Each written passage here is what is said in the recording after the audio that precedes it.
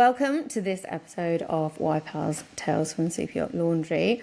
I am very excited to introduce our next guest. She is also ex-crew member and has forged her own business after coming out of the yachting industry. Welcome, Katrina, who is the Yacht Nutritionist. Welcome to the show. Hello, how are you? I'm good. Although we did speak, I'm a little bit stressed, but that's, life as a mother and business owner.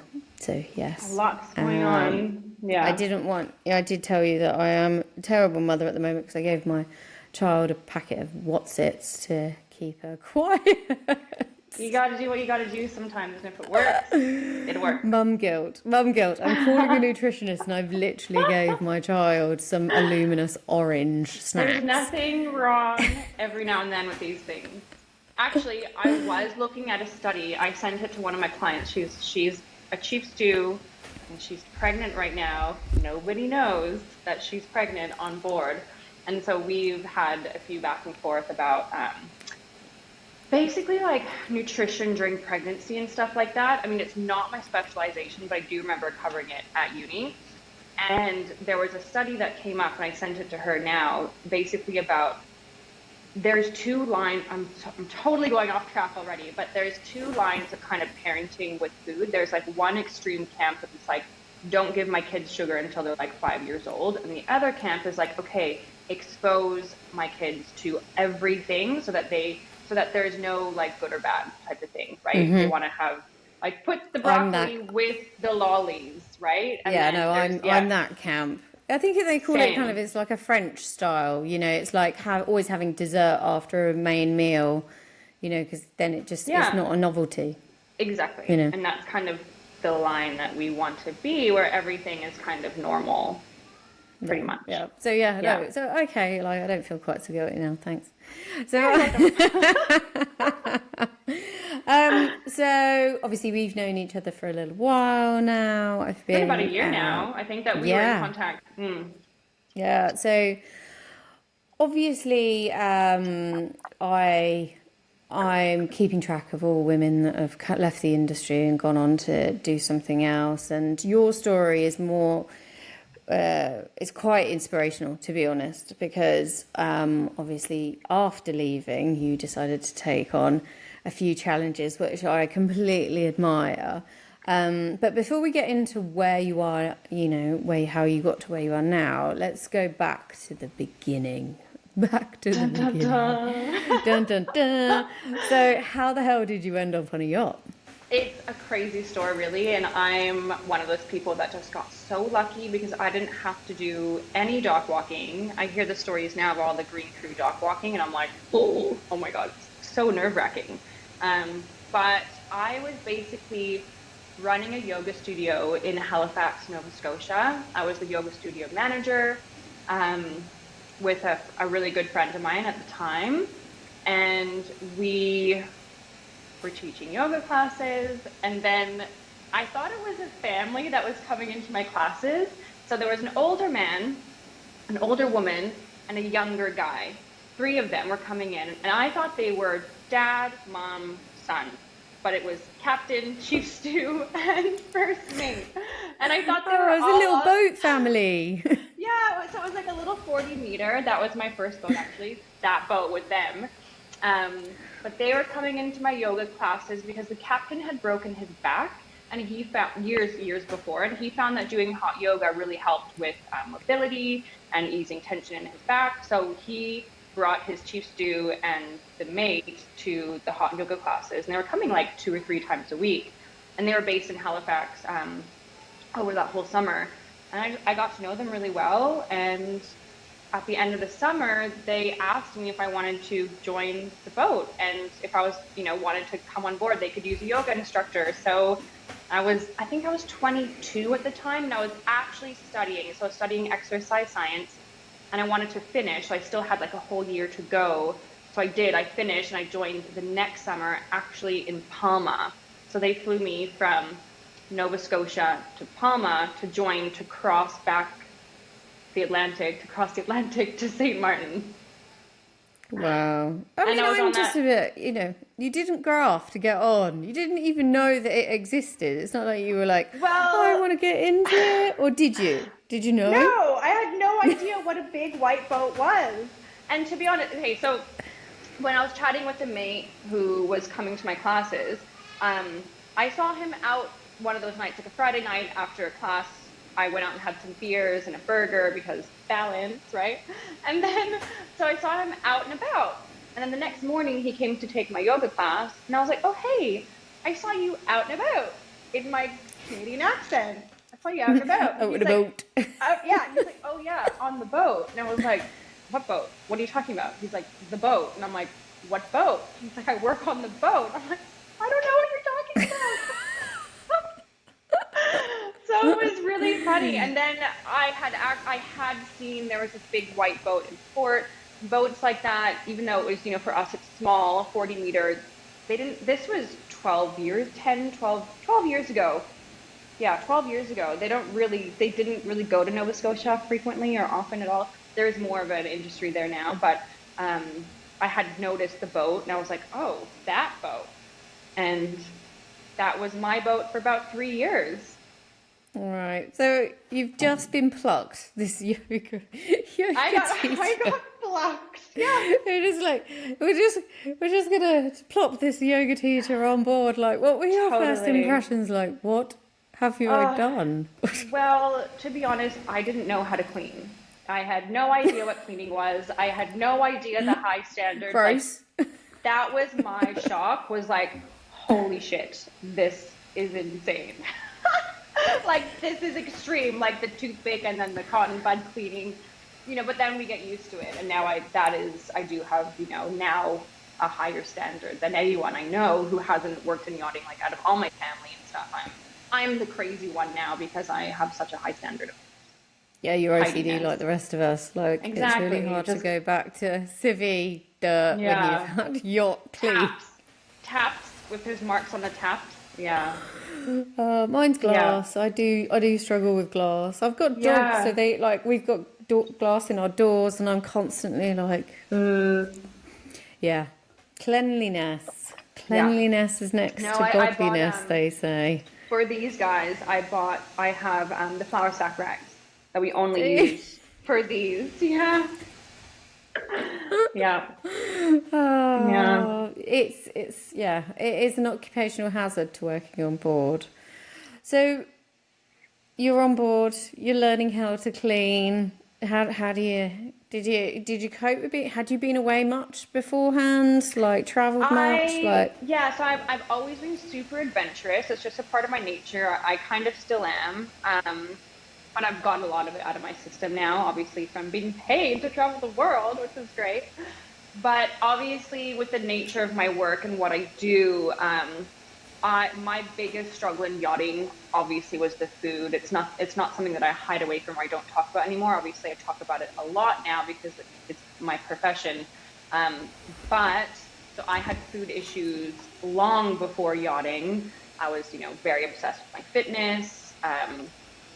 I struggled with binge eating, emotional eating, coping with food, all that kind of stuff. And so going on board, I had no idea how much I would struggle and suffer from, one, not being able to exercise as frequently as I was used to doing before. And that kept, my exercise kept me kind of stable with food. So then I couldn't rely on that anymore.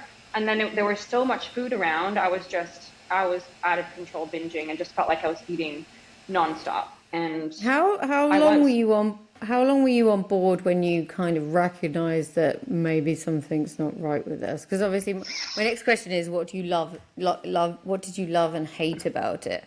But obviously hate's probably a strong word, but a difficulty arise, and a lot of crew members find this on board. There are some times when you live in that environment, there is something about your personality or the way that you're living that you have to face, because you're kind of being forced into another routine, if you know what I mean. Yeah, I mean, I wouldn't say I could pinpoint a time where I knew that there was an issue. I mean, I knew I had an issue The problem with my eating disorder and my disorder eating was that I thought everyone else was the problem, right? And that why isn't everyone gluten free? Why isn't everyone avoiding sugar? Why is everyone not eating organic? Like I was kind of like orthorexic slash like binge eating, like bit of bulimia mixed in there and like stuff like that, you know? Like it was, yeah, it was pretty severe, but I was obsessed with health, right? And this is what the yoga industry taught me, what the fitness industry taught me, and I was like, why is everyone else like eating all this stuff that's toxic for them, right? But I was the one that was actually, I had the problems because I couldn't cope with my environment that I was in.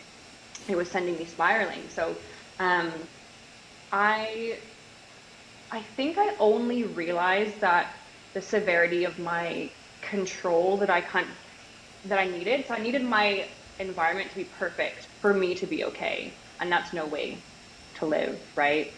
So my first med season, so that boat that I was on for 3 years, we didn't actually go to the Med. We did like East Coast of Canada, we did South America, Central America, all up the West Coast of USA. We were in California for about a year as well. And then I got another job on a boat, and I flew from St. Lucia to Europe onto another boat. That was my second boat. That was my first med season, and I gained so much weight. Like in 3 months, I think it was like 10 kilos in 3 months or something like that. Like it Is was, that like, I would, okay, it makes me intrigued because a lot of people say they gain weight when they go to America. Like the America, like North, yeah, especially in America, but like normally it's the other way around. What was it about the food? Because all of the food was alien to you to then get control. What do you think? I think it was the pizza and pasta and pastries. And I Pastries, was eating bread. a lot of pastries. Yeah, we were in Capri for a long time, and I remember the chef was going ashore to buy these pastries that the guests didn't eat. It was for the guests; they didn't eat them, so they all came down to the crew mess, and I was the laundry girl, and there would be just a tray of pastries there, and I'd just sneak out of the laundry, go eat one, and be like, "Damn it, I shouldn't have eaten that," and oh my god, okay, I'm gonna have another one. Go out, sneak out, and have another one, and then go back, right? And it was like, it's everyone like it is funny, like everyone jokes about stews gaining weight and like can't stop eating and this kind of stuff, but it severely affects their mental health. And for me, it was horrible. I mean, not so much like I wasn't in danger zone of, dark thoughts and stuff like that, but I did hate myself. It was a horrible way to live and to think about myself, and I I just was think so unhappy.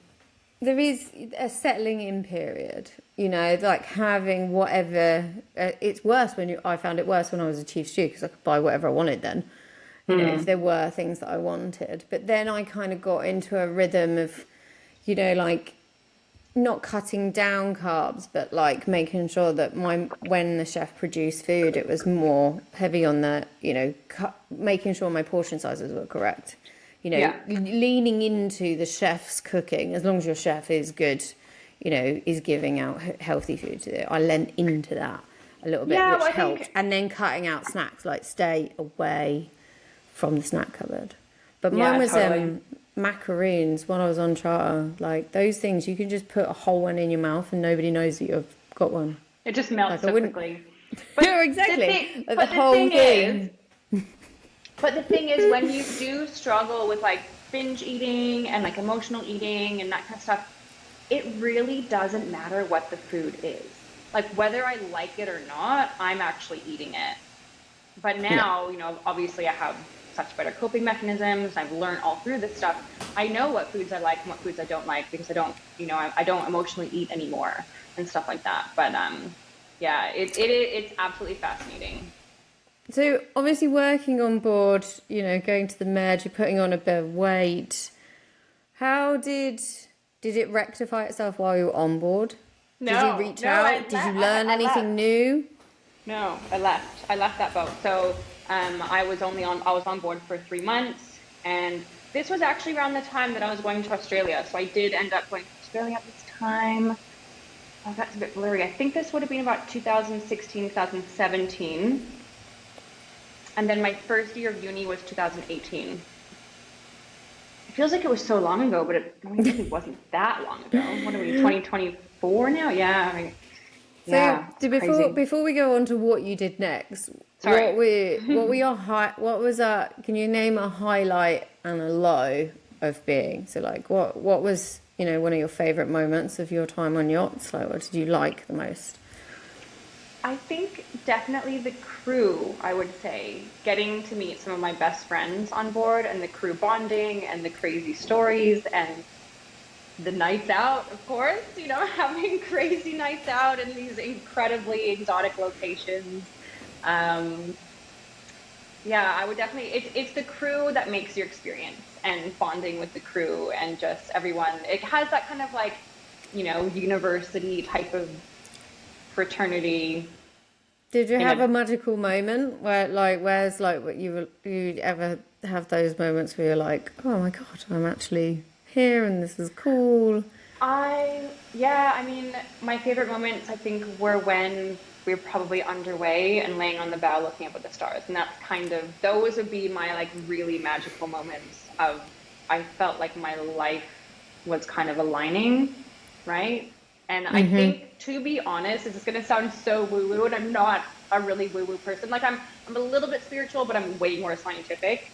But there's obviously a lot of science, a lot of things that science can't explain. But I 100% manifested how I wanted my life to be, right? Like I would lay on the bow looking up at the stars, and for some crazy reason, I wanted to go to university, right? Because I knew yachting, I knew it wasn't a be all end all for me. Like it wasn't a long-term career. It was like a thing for here and now type of thing. Like use it, have fun, make money, explore, adventure, you know, that kind of stuff. But I never wanted it to be a long-term career. And I remember looking at the stars and being like, I want to go to university. Wow. So you got like, so obviously it leads into like obviously the next bit is obviously when did it start to change? You're like, actually, I want to go to uni, or I want. Was that it? Was that your, you know, or was it a bit of I'm not really in control of myself. I want to go to uni to work out Yeah, well, so there's a lot of nutrition. stuff, Like what? right? Yeah, there was a lot of stuff. I mean, when we were in California, I went to go see like a hypnotherapist to try and help me. I went to Australia and I went and I saw a psychologist at the time who, within our first session, told me I should be on medication and this and that. And I was like, I know I'm not bipolar. My brother is actually, he had bipolar disorder. And I was like, I'm not bipolar. I literally have an eating disorder. I was like, I need help with this. And she was like, we can put you on this and that. And I was like, I'm going to go bye. So that was a really bad experience, which is unfortunate because obviously like psychologists can really help someone. They could have probably really helped me a lot. I did end up seeing someone afterwards when I went to uni. Um, but it was like through my yachting career was also me dabbling in how to get better, how to help myself, like learning different tools and techniques and, you know, more yoga trainings, Pilates trainings, and this and that. But also through that, I was looking in the wrong places. So where my whole idea of like, I need to go to university came from was because any Tom, Dick, or Harry would say something to me about food and I would believe them. Someone says, oh, Kat, oats are bad. You probably shouldn't eat oats because of this, this, this. I'm like, oh my God, okay, it would instill so much fear in me. I'd be so scared to then eat oats. But I'm taking what they're saying because I don't know any better. And so Right. I then realized, holy shit, I need to educate myself because I need to learn the research, what the science says. I need to learn how to understand literature, what it's actually saying, rather than just believing what everyone is saying to me. Because I realized how toxic that was for me, and it was having a direct effect on my emotional state, my relationships. Everything for me revolved around how I was with food and with my body. So that was very important for me to fix because it was ruining my life, basically. So when was the day you were like, right, I'm going to do it?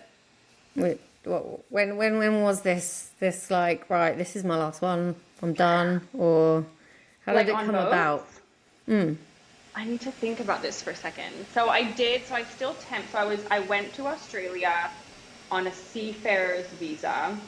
And then the chief stew at the time, she said that she knows, no, so it was a chief stew.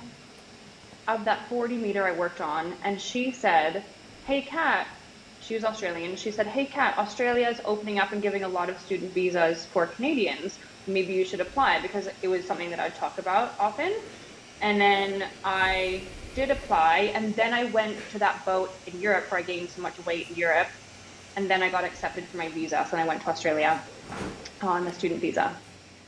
Student visa. So you've decided after all this time to go back to uni.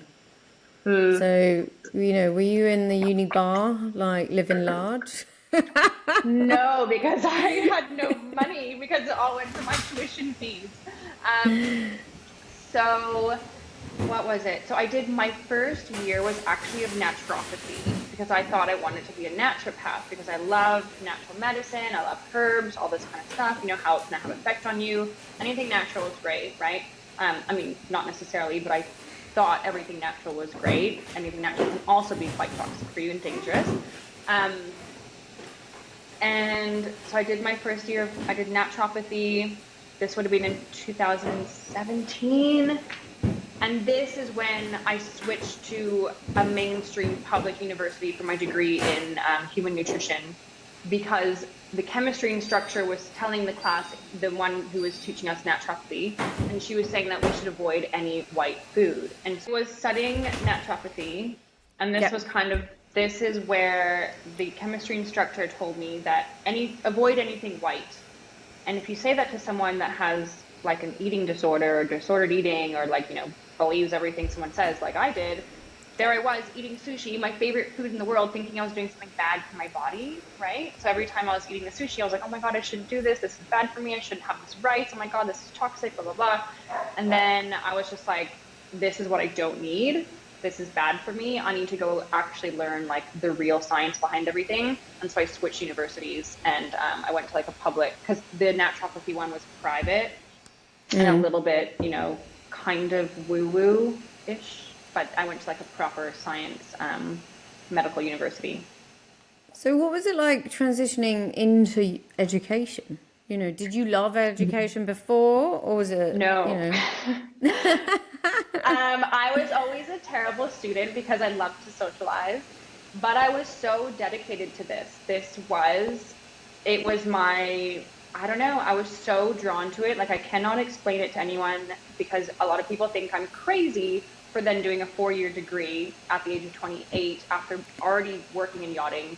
And I had been offered during university, I temped in yachting, right? And I was offered a lot of HOD positions with 2-2 rotation and all these, great jobs. I turned them all down, right, to finish my degree. And I can't tell you why, like, I did love studying. For someone in high school that was such a terrible student, because I loved just to chat, I never did my homework. Then I went and did a full-on science degree. Like, it was not easy, amazing. But I loved it. It's absolutely amazing. Like, I'd love to go to university. My problem is I like too many separate things, to be honest. Probably. You can always do temp stuff. You can always take little classes here and there. Yeah, I think there's so many fascinating things. I mean, it would just be a dream to be able to go back to university and actually. So yeah, I have so much admiration for what you've done. I mean, it's quite incredible. Like, my goal, I would love to get my PhD, but that would be another 5 years of study, and where do you put it all in? Yeah, and but also a lot of money. Yeah, a lot. Maybe sometime. Maybe sometime. So you're the oldest person at uni? I thought I was. I felt like I was, but I wasn't. There were some older ladies in class as well. It definitely tends to be, nutrition is definitely a female dominant discipline for sure. With majority women and some older women in there. A lot of maybe nurses. Nurses had gone to study nutrition and stuff. So, like, in your summer holidays and stuff, were you going back on boats? Yeah, exactly. Yeah. And all my breaks. All my Easter breaks, Christmas break, summer holidays, yeah. Good on you. To study as well as work, that's quite a complicated yo-yo effect, Yeah, I worked at a gym as well. So when I was living in Australia and studying on campus, I was working at a local gym. doing the evening shift from like 6 until midnight or something like that sometimes. And So obviously, going to university was you like moving ashore. Obviously, you're going into something where you're going to be creating, you know, you've got your classmates and everything else. So did you feel, was it difficult to transition ashore, or did it help having classmates and, do you know what I mean? Like having a common cause yeah, with others, if you know right. what I mean. I think it was easier studying and being a student, right? And living that student lifestyle. There was a period where I wasn't, and I was just working, and I was working at a winery in McLaren Vale in South Australia, and that was very challenging because it didn't have the same excitement as yachting did. It was still hospitality and customer service, but it wasn't the same, and obviously the money wasn't the same either, and it was depressing. Yeah. Yeah. I mean, obviously, I've said it on many episodes. I'm yet to find an crew member that works in hospitality. Yeah, Because yeah. everything else is a downgrade. You know, you've got to be Yeah. pretty determined to go back into it. I remember just saying, like, I just want to go back to a boat. I'll just go back to a boat. You know, why am I working here? I'll just go, like, why am I working here for this money? I'd rather I just go back to a boat. Yeah. I Yeah. say that all the time, but I can't go back now. You're stuck now. I'd quite like to go for a break. I'd just be a laundry stew. It's I'd a just holiday. like Exactly. just I'll let just me. take a holiday. I'd just take a little. It's a little mini break for me. All I got to do is just Honestly. go in there, listen to podcasts and music, and just. Laundry is the best, though. Laundry is the best. It's so funny because when you are starting out and you're junior, you're like, oh, I just want to get out of the laundry. But when you're senior, all you want to do is go back. Yeah. Well, it's actually funny because so I did 3 years of uni and then COVID hit, and 3 years of uni, COVID hit. I took a year off, so 1 year sabbatical from my course, and went back to yachting. And I was so looking forward to going back to yachting because I think I wrote it was like a 27-page report on the differences in different countries between the food they sell for children at McDonald's, Burger King, KFC, and Subway. And it was the differences between England, Canada, US, New Zealand, and Australia. So like those kind of the 5 like leading economic countries, right? And this report, it was interesting, but it was also so lengthy and so wordy. And I applied for a yacht job during COVID when unis shut and all that kind of stuff. And all I wanted to do was just vacuum walls. I was like, I'm so brain dead. I'm like done with study right now. Please just get me on the vacuum. Let me dust back. I just want to dust back. Dust back 4 days, please. I don't want to think about anything. Oh.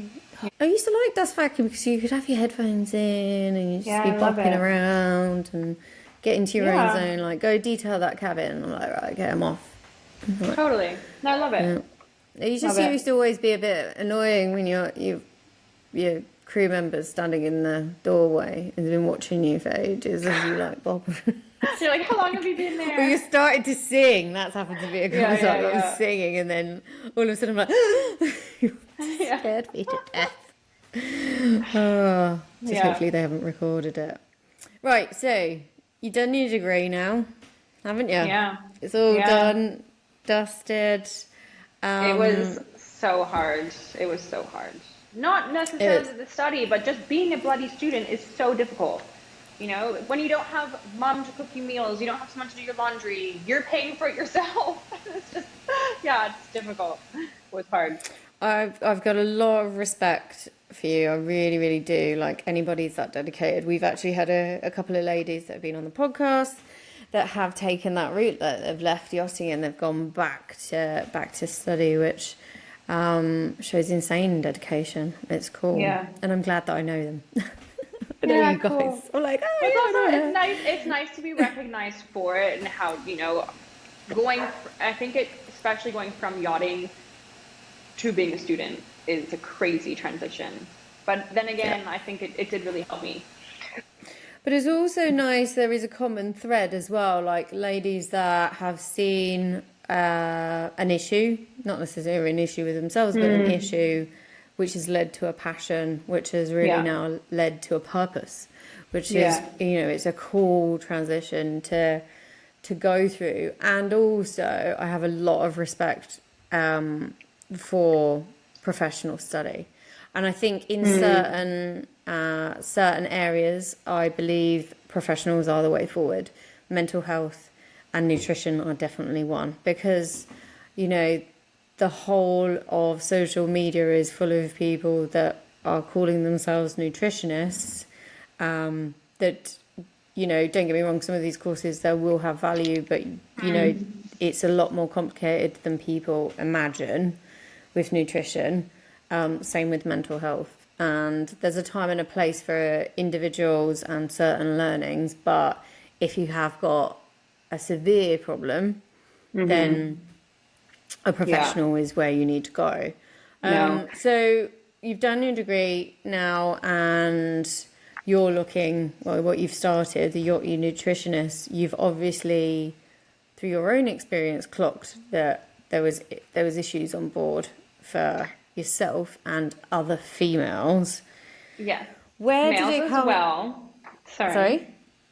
Definitely What? males as well, but I'm yet to have my first male client. But I have had men reach out to me in the industry and say, you know, thank you for talking about what you're talking about. Thank you for dealing with this issue and all that kind of stuff. So it is men also, you know, struggle with this issue, but definitely it's predominantly female. Yeah, it's. I mean, let's just cover the birds first. We'll hopefully get to the guys later. I've got some news coming up soon, so I won't divulge anything else. Okay. But ladies on board, it's a vain industry. Yeah. It's a vain industry, and you're put under high pressure. You're expected to work insane hours. It's a perfect storm, really, for issues to arise, would you say?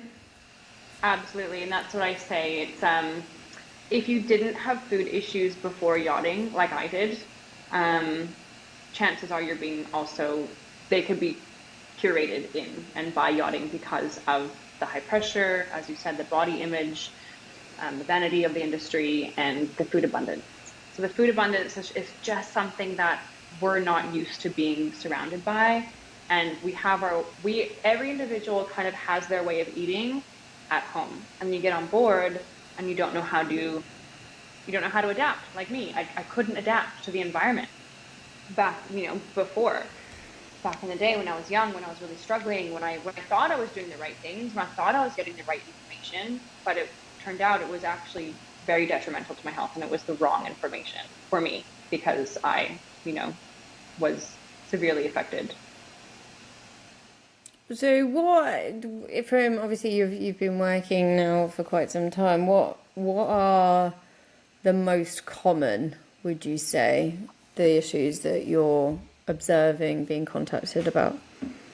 Definitely feeling out of control around food. That's probably one of the ones in my application form that girls write all the time. Like they just feel out of control around food and that they're constantly eating.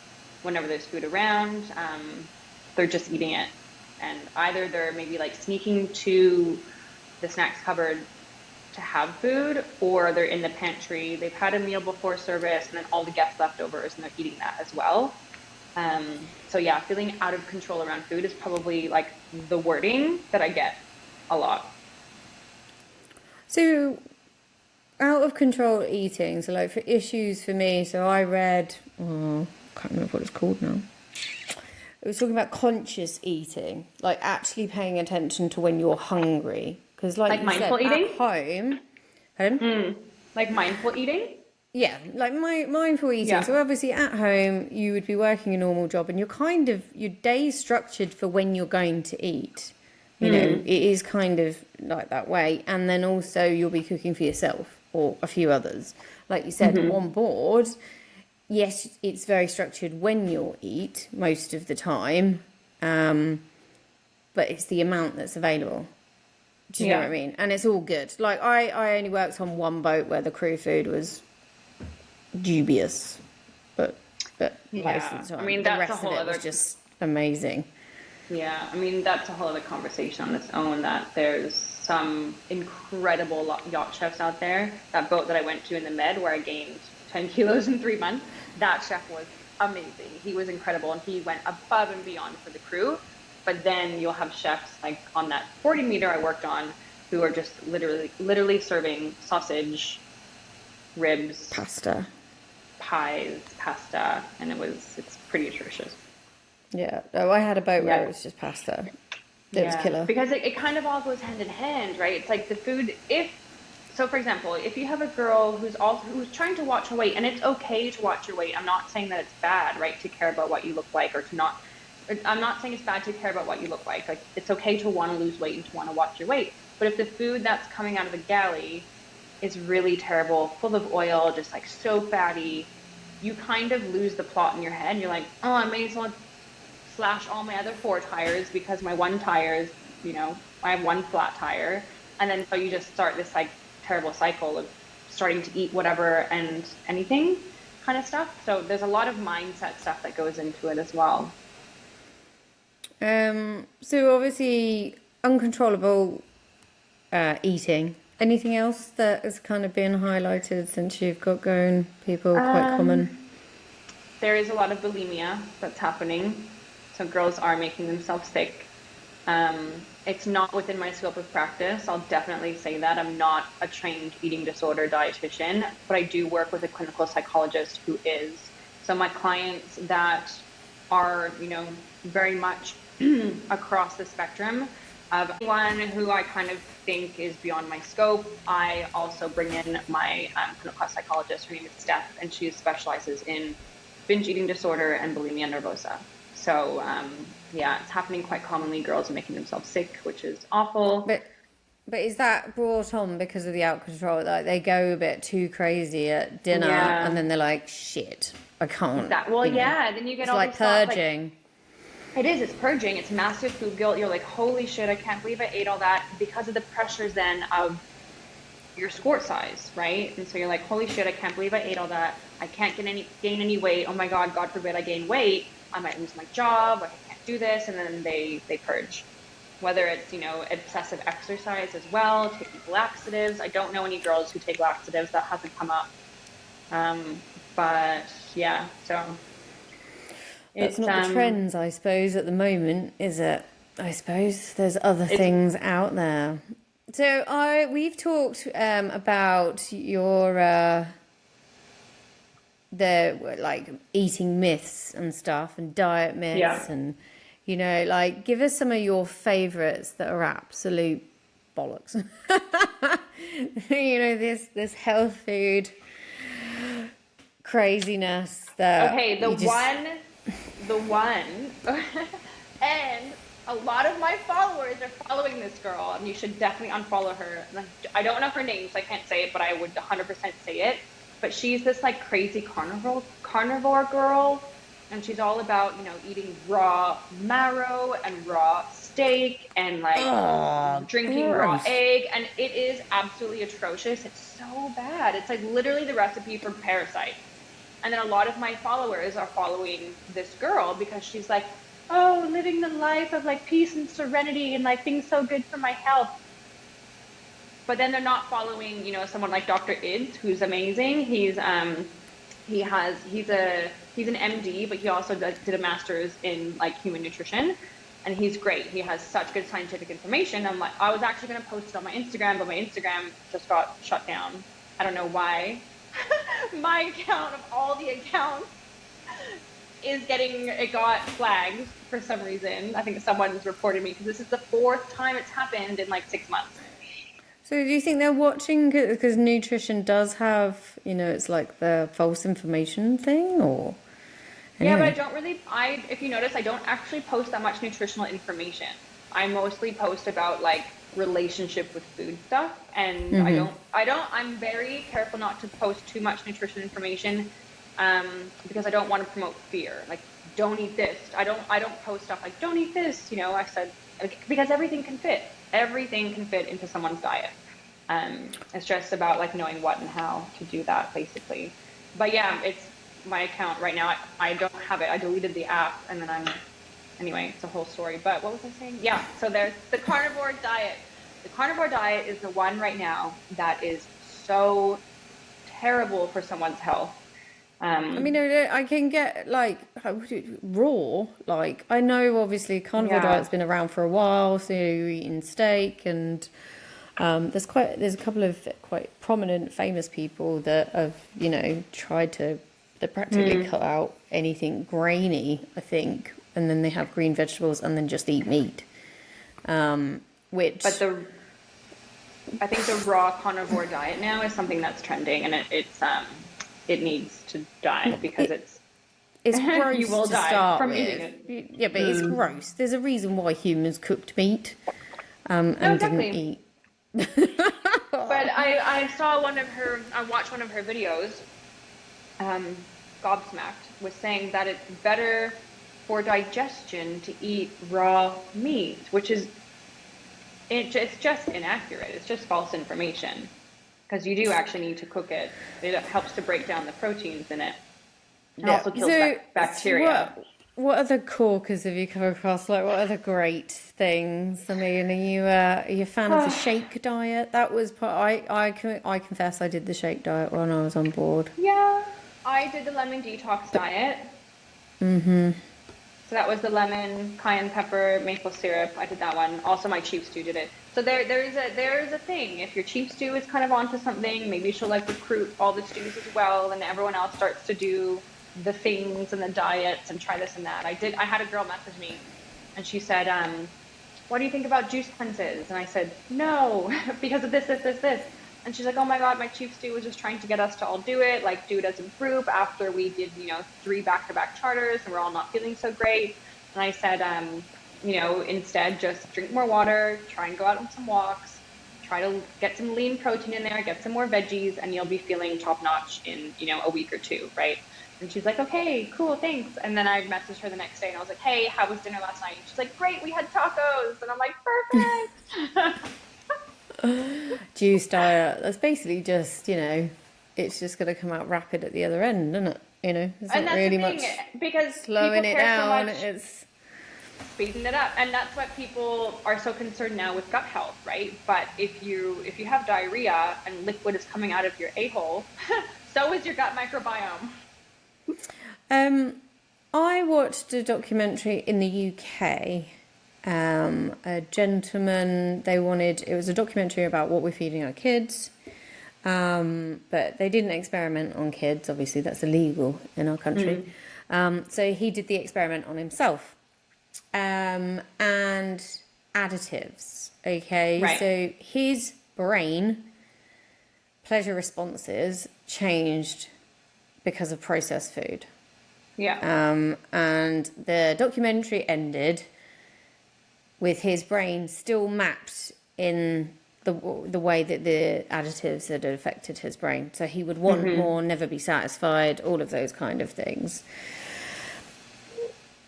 What is your opinion on, is it like, obviously we live in a world of processed food. It's very difficult to get away from that. I don't think we're ever going to go back to nothing.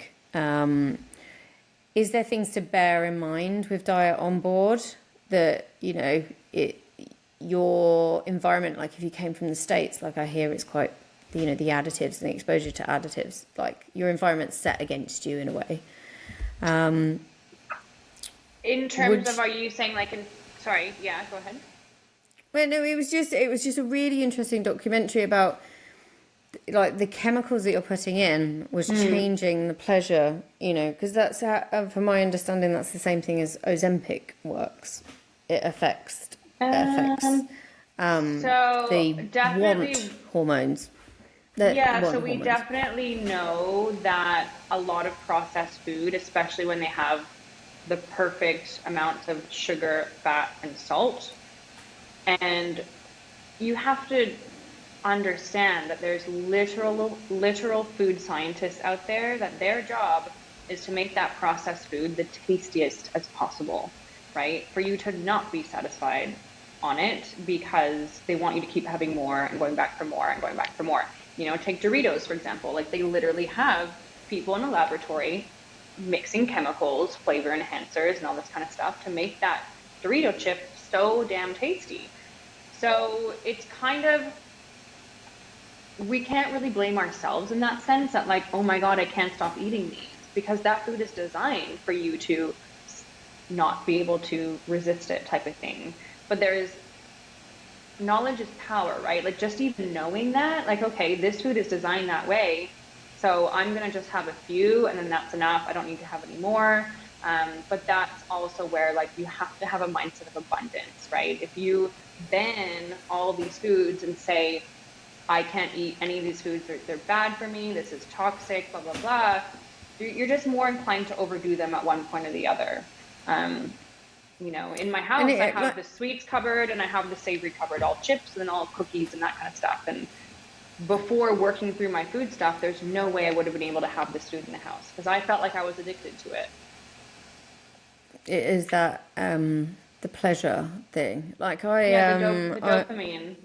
The dopamine. So being aware, processed food isn't the enemy, but it kind of is in a way.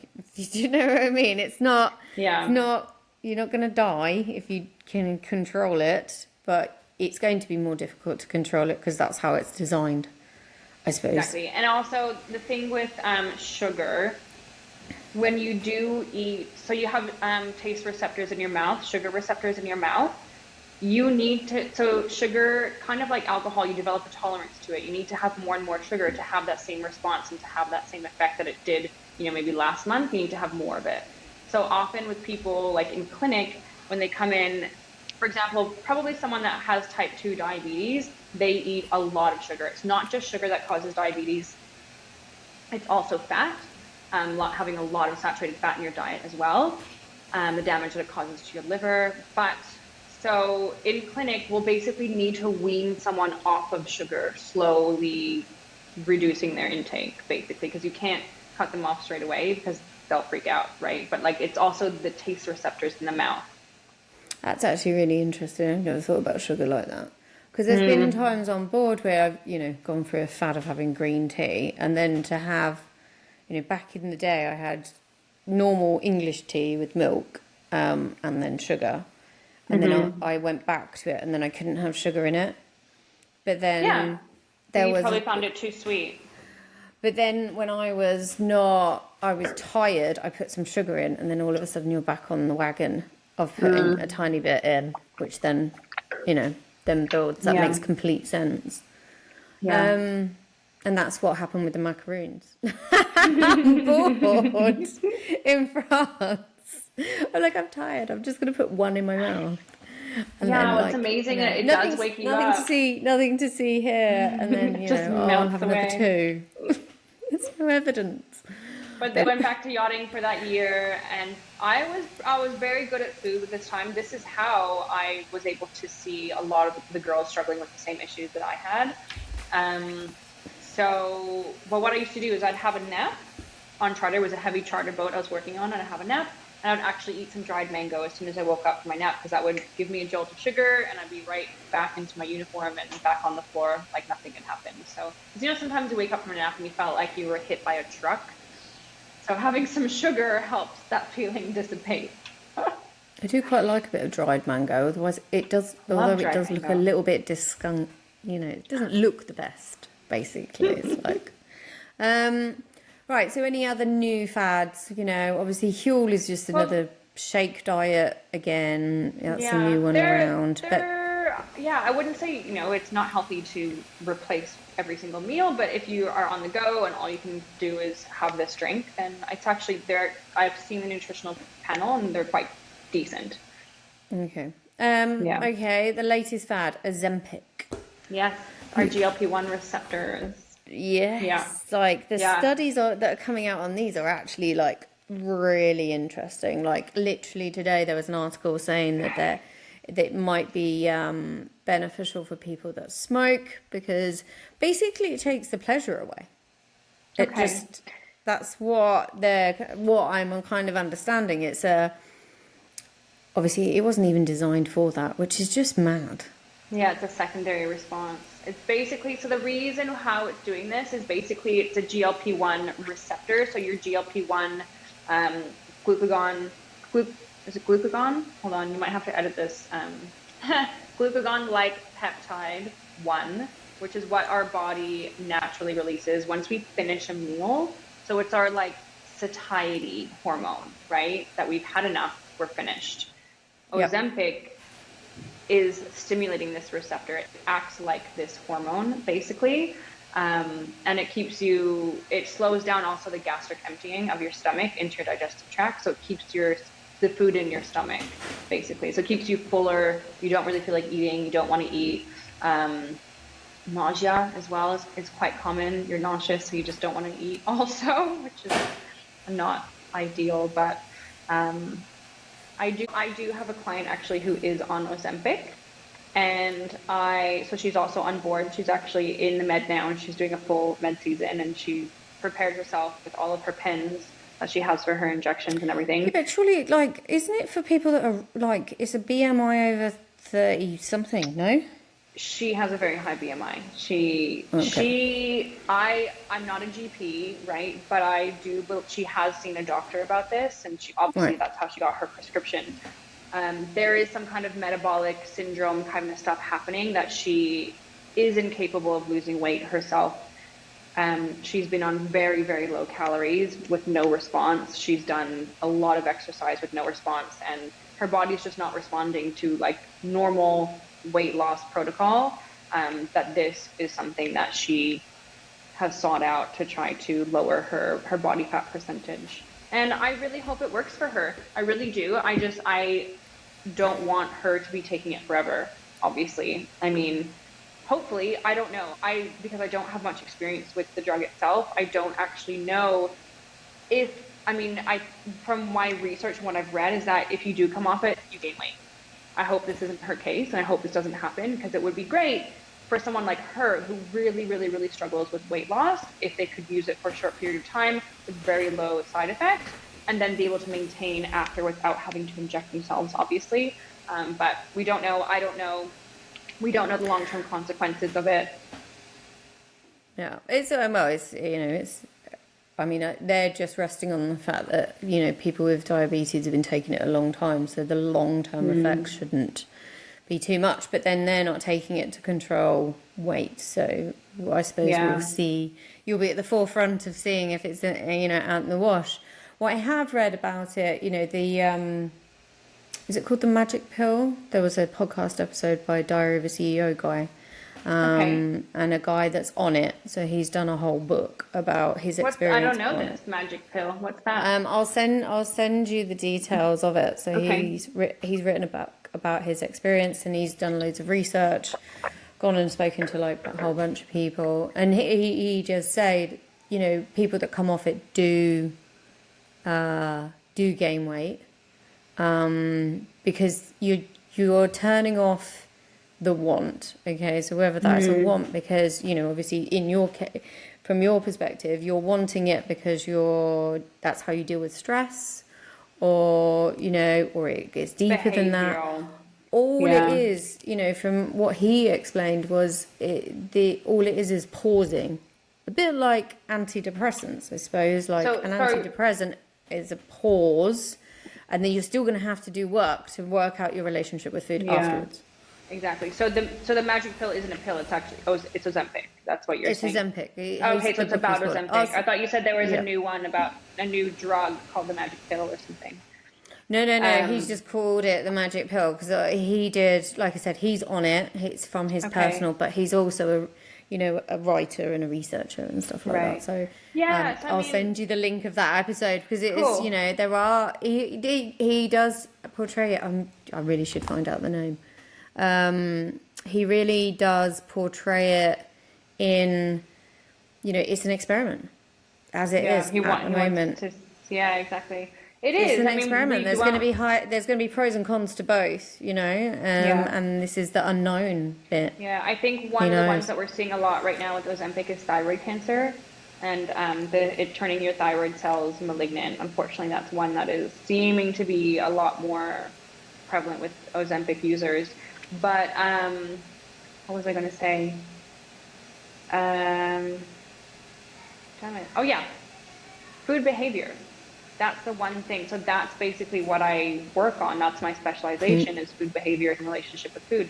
And that you're absolutely right that you can inject yourself, you can take these pills, whatever it is, but it doesn't change your food behavior, right? Your No. relationship with food. And that's what, someone like me who did, I actually ended up, I lost, I think in total it's like 13 kilos that I've lost, unintentionally, right? From healing my relationship with food, because I was such a bad emotional eater. Anything would happen in my life, any kind of stressor, and I'm eating.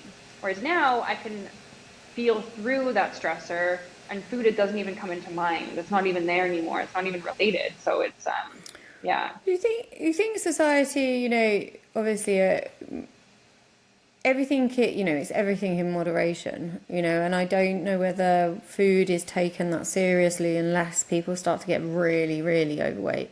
If you're using alcohol because that's how you're dealing with stress, it's very obvious very quickly. Substance abuse, drugs and stuff like that, very obvious very so quickly.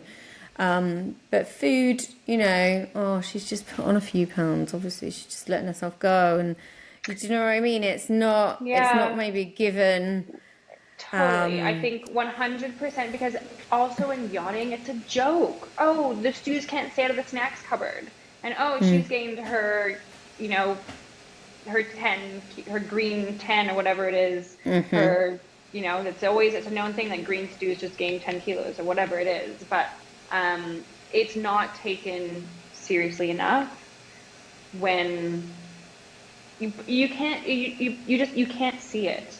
No one knew how badly I was suffering and struggling from this, because also I have such a bubbly, vivacious personality that I was also able to hide it so well. And it was so scary and horrible, and I was so ashamed of it to ask for help, and that I was actually really struggling with something so simple as food. It has such a horrible connotation and taboo, and But yeah. it's just willpower, isn't it? You've obviously not got any willpower. You just need to stop. Exactly. It's so easy. Just stop. I'm like, really? Yeah. I mean, I Yeah. think one of the hardest times for me was I tried desperately hard. So having a baby during lockdown, I got obsessed with making lactation cookies, but they were like oats and like flaxseed and things like that. But obviously they had a ton of sugar in it, and I was just baking like nearly every day. Did the cookies work? Did Yeah, they yeah, help? yeah, yeah, yeah, Yeah. yeah. There's Yeah. there's a whole bunch of stuff that helps production, but what I'd given birth during one of the most stressful times that we've experienced Yeah. as human beings on the planet, and how my stress was. So if you're stressed, you don't lactate. So if Right. your lactation goes down, so like Yeah. it's a response basically. If you're moving around too much, like there's loads of things. Don't stay hydrated, but stress can be become a factor. So I just got obsessive about lactation stuff, like taking extra bits and pieces to just Well, I mean, make sure that my you're daughter was trying fed. to feed your child. I mean, I understand how you would become obsessed with that and want to try everything that you can to produce the food for your baby.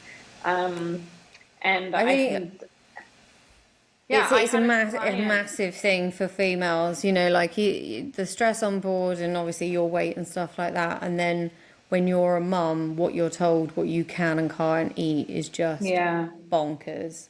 And the amount of Yeah. pressure, if you're breastfeeding as well. I mean, one of the things that I just found absolutely hilarious, and it just blew my mind recently. So one of the individuals in control of a health authority in the UK came out and said that obviously a trans woman is given lots of hormones, they can lactate, and that milk is as good as a woman's. And I'm like, Yeah. I'm really, really sorry.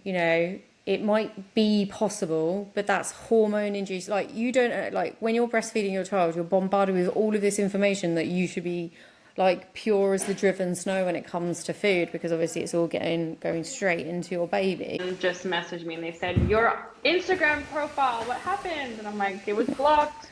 What is going on So with we'll that? see. Right, let's just It's finish so off. weird. So, Okay. But no, so so- what you were saying before about, sorry, just the lactation thing is I do, in my studies, we were talking about how if we were to inject men with prolactin, the lactation hormone, they would start to lactate as well. So yeah, it's a very interesting concept. It's a very interesting concept, but I think it's a bit, you know, experiencing being a mother and the bombardment of what, you know, you should and shouldn't eat and all of that kind of stuff. You It's like have the to be an peanut and angel. strawberry thing. You Yeah. know, don't, you know, when tomatoes, be worried about like your kid, and now they're saying that actually when you're pregnant you should eat all of those because it exposes the fetus, so you're less likely to get allergies. Honestly, Yeah. it's just a minefield, and I really appreciate somebody like yourself that's like, right, I'm going to go into the science and actually start explaining it in a normal, because the amount of information out there is just bonkers. It's Would so, just be, yeah, it's you know, scary. eating raw eggs and nuts from the garden, given some individuals like And why? some of it is just so unrealistic. You can't live your life like that. No. Yeah. And considering that food is supposed to be the communal thing, do you know what I mean? Like there is a lot about having a meal with a family and bringing you all together, and you know that is something that I think in these days is a kind of a bit lost. Totally. And if you start putting barriers, saying I can't eat this, I can't eat that, then you know you're the whole bringing together to, you know, eat together. Not as that's not as obviously fun going to as have it a used knock to on. be. Totally. Yeah. Yeah.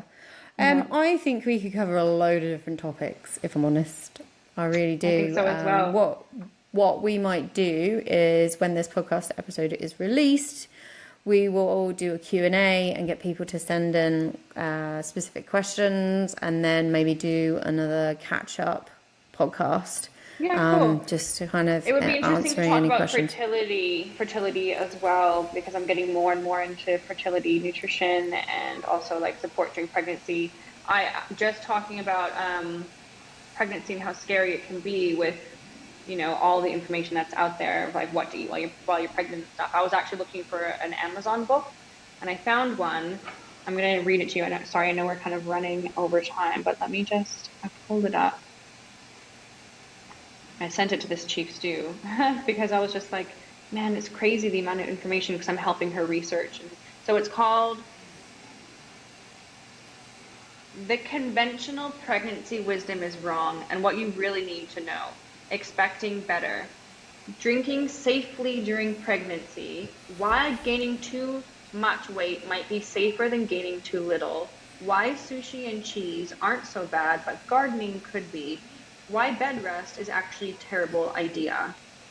And I don't really know too much about pregnancy nutrition. We covered a lot of it back in my studies, but I haven't reviewed that in a long time. But from me reading this book title, I don't want new information. I want to know what's worked for the past 30, 40, 50 years.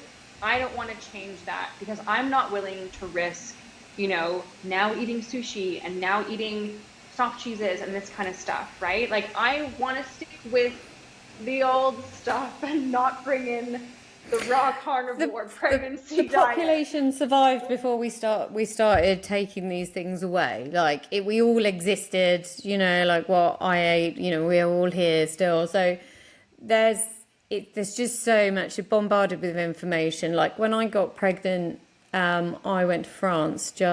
I just found out I was pregnant, so probably coming up for like 8-9 weeks maybe. And in France they don't care. They eat shellfish, they eat cheese, they eat whatever. Like those women just eat whatever they want, and they still reproduce. Like there's kids being born in France. But I remember going to this restaurant and we had this incredible food, and I put up a picture, because I don't put up pictures of food, but we went to this restaurant, it only served 2 dishes, and oh my God, it was incredible. It's like this goat's cheese, and like it was just mind-blowing, and I got a message from my sister saying, you can't eat that cheese. I'm like, Oh my gosh. stop ruining my moment. I'm eating it. I ate it. Yeah. And Yeah, my but I daughter's mean, like, still do you or alive, don't so you? we're okay. Like, yeah. But that, like, I don't know, right? I don't know. I haven't done much research about it. And so that's my kind of new area that I'm diving into, is all of this kind of pregnancy nutrition. Amazing, because we're going to be doing a series on fertility, because it's come up lots of times that obviously people that work, ladies that work on board, they're leaving it later to have children. They need to be aware of a few factors of their fertility. If you add an eating disorder to that as well, you know, it might make it more difficult because it affects your cycle. All of these things are all interconnected. So we've got a lot of topics that we need to cover, and it'd be lovely to have you back on. And I know that listeners will have a lot of questions, and rightly so. I need to educate myself on all this stuff. Yeah, I know, more study. Never stops. Yeah. Never stops. You'll end up doing the masters. You'll end up doing the masters. A part of me really wants to, but then again, it's like time. I don't have the time. You'll find the time. You'll find it. We'll But it's see. you know, you've opened Pandora's box now. It's never ending, and there's constant research. So it's going to be down there. But no, thank you so much for coming on. I really appreciate it. Yeah. And we'll definitely have you on again to be our nutritionist to consult on all of the topics that we're going to cover. If you want to speak to Kat, I highly recommend it. Yacht Nutritionist is obviously when the socials are working. The Yacht Nutritionist, The Yacht Nutritionist, when the old Instagram's back up. But you can find her. Obviously, all of the details will be in our info as well. She'll be on again, so you'll be able to tune into her. But thank you so much for giving us an insight into what you're doing. What you're doing is incredible. And we look forward to having you on again. We'll chat soon. Yeah. If any of you listening right now have enjoyed this podcast, there are many other episodes. We'd love you to join us again. If you're interested in the Pearls of Wisdom project, we've got our website with more information. We've got obviously our affiliates that do a lot of good work to support women on and off the boats. If you want even more than that, we've got our Pearls of Wisdom app where you can get involved as a community and help us start making changes all over the place. But thank you very much, and see you next time.